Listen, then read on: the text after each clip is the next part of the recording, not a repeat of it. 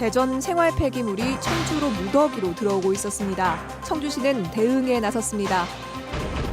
충청북도 무기계약직 도로보수원들이 출퇴근 때 지문 인식을 강요받은 것으로 드러났습니다. 일반직 공무원은 해당이 없었습니다. 충북 공직자 재산이 공개됐습니다. 국회의원 8명 가운데 6명, 단체장 12명 가운데 8명이 재산이 늘었습니다. 수도권에서 충북혁신도시, 청주공항으로 바로 연결되는 철도 신설이 추진됩니다. 청주, 진천, 안성 3개 지자체가 손을 잡았습니다. 여러분 안녕하십니까? 계속해서 충북 지역 뉴스입니다. 충북 국회의원과 단체장, 지방의원 등 도내 공직자들의 재산이 공개됐습니다. 국회의원은 8명 가운데 6명이 재산을 불렸고 단체장 12명 가운데는 8명이, 기초의원은 절반 이상이 지난해보다 재산이 증가했습니다. 이지영 기자입니다. 충북 국회의원들은 대부분 지난해 재산이 늘었습니다. 자유한국당 박덕흠 의원은 지난해에도 8억 원 가까이 재산을 불려 재산 총액이 523억 원으로 전체 국회의원 가운데 세 번째 재력가로 이름을 올렸습니다. 가장 많이 재산이 늘어난 정우택 의원은 배우자가 서울 성수동에 10억 원 상당 부동산을 증여받았다고 신고했습니다. 4천여만 원이 줄어든 도종환 장관과 마이너스를 기록한 이후삼 의원을 제외한 6명의 국회의원은 적게는 2천만 원에서 많게는 11억 원 넘게 재산을 불렸습니다. 충북의 단체장 12명 가운데는 8명의 재산이 늘었습니다. 부동산 가격 상승과 예적금 만기 등으로 류한우 단양군수가 2억 3천만 원을, 한범덕 청주시장, 이차영 괴산군수가 선거 운동비용 보전 등으로 채무를 상환하며 1억여 원의 재산을 늘렸습니다. 총액으로는 김재종 옥천군수가 21억 8천만 원으로 가장 많았고 박세복 영동군수가 16억 원, 지난해보다 1억 원 줄었지만 이시종 충북지사가 15억 원대였습니다. 토지와 주택가격 상승으로 1억 5천만 원 정도는 김병우 교육감은 17개 시도 교육감 가운데 두 번째로 재산이 많았습니다. 충북의 지방의원 164명의 평균 재산은 7억 7천만 원으로 절반이 넘는 61%가 재산이 늘어났습니다. 한편 충북 국회의원과 단체장 20명 가운데 11명은 다주택자로 나타났습니다. MBC 뉴스 이지연입니다. 충청북도 소속 무기계약직으로 일하고 있는 도로보수원들이 일반직 공무원과 달리 출퇴근할 때마다 지문 인식을 강요받아 왔던 것으로 드러났습니다. 국가인권위원회는 동의 절차 없이 진행된 지문 등록과 관리에 문제가 있다며 대책 마련을 권고했습니다. 이재욱 기자입니다. 충청북도 도로관리사업소는 지난해 9월부터 무기계약직 도로보수원들을 상대로 출퇴근 시 지문인식 시스템을 도입했습니다. 그동안 개인 서명으로 진행돼 온 도로보수원 복무관리가 부실했다는 감사 지적이 있었다는 이유였습니다. 하지만 도로보수원 70여 명의 십지지문을 수집하고 지문 인식을 시키는 과정에서 동의를 얻는 절차는 없었습니다. 결국 한 도로보수원은 정보 주체의 동의 없이 민감한 생체 정보를 수집하고 관리했다며 사업소를 상대로 국가인권위에 진정을 넣었습니다. 국가인권위는 사업소의 행동에 문제가 있다며 대책 마련을 권고했습니다. 동의를 받지 않고 지문 정보를 수집한 뒤 인식기를 이용해 출퇴근 관리를 한 것은 헌법에서 보장하고 있는 개인정보 자기결정권을 침해했다고 봤습니다. 지문 정보는 신체 정보고 민감 정보거든요. 동의 없이 수집하는 거는 개인정보 자기결정권을 침해하는 것이기 때문에 도로관리사업소는 지문정보 수집 시 정보 주체의 동의를 받아야 하는지 몰랐다며 재발 방지를 약속했습니다. 공무원 카드로 출퇴근 인식을 하는 걸로 지금 다 변경을 해서 지금 운행 중에 있습니다. 소속 일반직 공무원들은 출퇴근 시 지문 인식을 하지 않고 있는 상황에서 무기계약직 직원들만 애꿎은 차별을 받아온 것 아니냐는 비판이 나오고 있습니다. MBC 뉴스 이재욱입니다. 국회 행정안전위원회가 제천 화재 참사와 관련해 평가 소위원회를 구성했습니다. 바른미래당 권은희 의원이 소위위원장을 맡아 화재 참사 관계자 청문회를 열고 피해자 지원 대책을 마련할 예정입니다. 제천시는 철거 예정인 스포츠센터 건물이 증거 보전 필요성이 없다는 법원 판단에 따라 다음 달 7일까지 현장 조사를 마쳐달라고 국회에 요구했습니다. 지방선거 더불어민주당 공천원금 수수 사건과 관련해 변재일 충북도당 위원장이 법정 증인으로 채택됐습니다. 대전고등법원 청주재판부 제1형사부는 공천헌금 수수 혐의로 1심에서 징역형을 선고받은 임기중 충북도 의원의 항소심 첫 공판에서 변재일 충북도당 위원장에 대한 증인 신청을 받아들였습니다. 다음 공판은 다음 달 18일에 열릴 예정입니다. 요즘 소각장 문제로 청주가 시끄러운데 대전 생활 폐기물까지 청주로 대고 들어오고 있는 것으로 확인이 됐습니다. 대전 서구청이 청주 민간업체와 계약해 관내 대형 폐기물 수거를 맡긴 건데 청주시는 영업정지 예고장을 발송하며 대응에 나섰습니다. 심충만 기자입니다. 청주시 서원구의 농촌 마을도로. 적재함 가득한 트럭들이 이달 들어 부쩍 늘었습니다. 이 동네 하루 최대 100톤 처리 용량의 폐기물 처리 업체를 수시로 드나듭니다. 그 차가 뭔지 궁금했습니다. 처음에 지나갈 때는 그냥 한두 번 지나가겠지 이렇게 생각했었는데 계속 지나가고 하루에 계속 지나가니까. 펜스로 내부를 가린 업체는 뭐가 얼마나 쌓였는지 확인도 안 됩니다. 시설부터 우리가 자체 보안이니까 사실 좀 어려우니까. 알고 보니 대전 일부 지역 가정에서 배출된 대형 생활 폐기물입니다.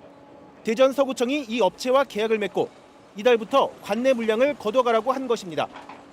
생활 폐기물은 우선적으로 배출한 지자체가 직접 처리하는 게 원칙인데 대전 서구청은 예외 조항이 있다며 관행적으로 해오던 민간 위탁 대상을 청주 소재 업체로 바꾼 것입니다. 저희들이 조달청에다 조달 의뢰를 했어요. 계약 의뢰를. 그래서 조달청에서 적격 심사해가지고 계약 체결해 준 거예요. 저희들이 소구청에서 의무적으로 정한 게 아니고. 당연히 주민들이 반길 리 없다 보니 청주시도 행정처분으로 맞대응에 들어갔습니다. 허가된 처리 품목이 산업 폐기물이니 생활 폐기물 처리는 위법이라며 1개월 영업정지 처분 예고장을 보냈습니다. 사업장 폐기물 처리 업체로 허가를 냈기 때문에 저희 판단은 그 생활 폐기물 반입은 좀 불가하다고 이렇게 판단을 했어요. 업체 측은 별 문제가 없다는 환경부 유권 해석을 받아 제출했는데도 청주시가 반영하지 않는다며 법적 다툼을 예고한 상태입니다. 해당 업체는 대전 소재 세계대학과 세종 일부 지역과도 수거 위탁 계약을 맺고 있습니다. MBC 뉴스 심충만입니다.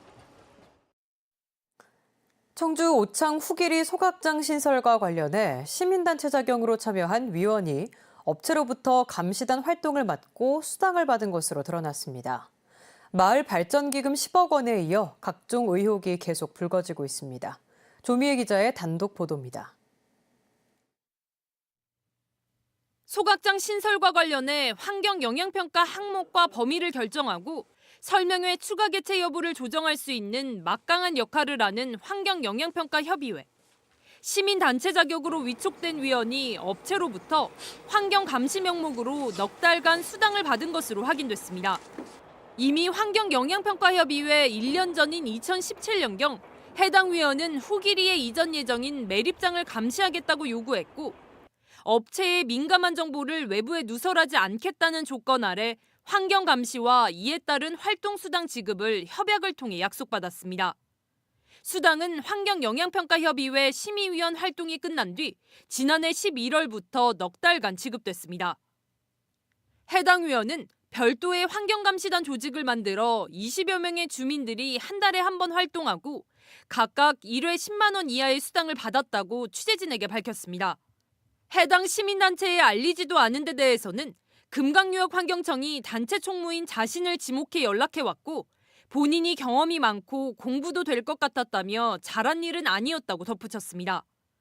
금강유역환경청은 충북 NGO센터 검색으로 시민단체의 존재를 알았고 업체들을 통해 연락처를 파악했다고 해명했습니다. 하지만 충북 NGO센터 홈페이지에 버젓이 나와 있는 대표 연락처를 놔두고 왜 굳이 총무 전화번호를 수소문해 심의위원으로 위촉했는지도 의문입니다. MBC 뉴스 조미입니다. 수도권에서 충북 혁신도시 청주공항으로 바로 연결되는 철도 신설이 추진됩니다. 국가 철도망 구축 계획에 반영하기 위해 청주, 진천, 그리고 안성시가 손을 잡고 젠걸음을 시작했습니다. 신미희 기자가 보도합니다. 송기섭 진천군수와 한범덕 청주시장, 우석재 안성시장이 세 지역을 관통하는 철도 노선을 신설하자고 손을 맞잡았습니다. 경기도 동탄을 출발해 안성을 거쳐 진천 국가대표 선수촌과 충북 혁신도시를 지나 청주국제공항까지 연결하는 총 95km 구간입니다. 일반 철도가 아니라 수도권 전철을 연장하는 개념으로 총 사업비는 3조 5천억 원으로 추산됩니다. 전철 연장으로 진천군과 안성시는 수도권 인구를 유입해 지역 발전의 동력으로 삼고 청주시는 수도권 남부에서 공항까지 접근성을 획기적으로 개선할 수 있어 세 지역의 이해관계가 맞아떨어졌습니다. 수도권에서 양 지자체를 경유하여 청주 국제공항을 연결하는 새로운 철도망을 제안하고 제4차 국가철도망 구축 계획에 반영하고자 합니다. 내년 하반기에 확정되는 제4차 국가철도망 구축 계획에 반영돼야 첫 삽을 뜰 수 있기 때문에 다른 인접 시군과의 추가 협약으로 지역 균형 발전 논리를 개발해 오는 6월에는 국토부에 사업 제안서를 제출할 예정입니다.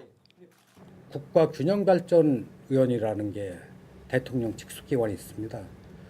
그쪽에서도 이 노선에 대한 필요성을 저희들이 여러 번 얘기를 했고 어느 정도 공감을 하고요.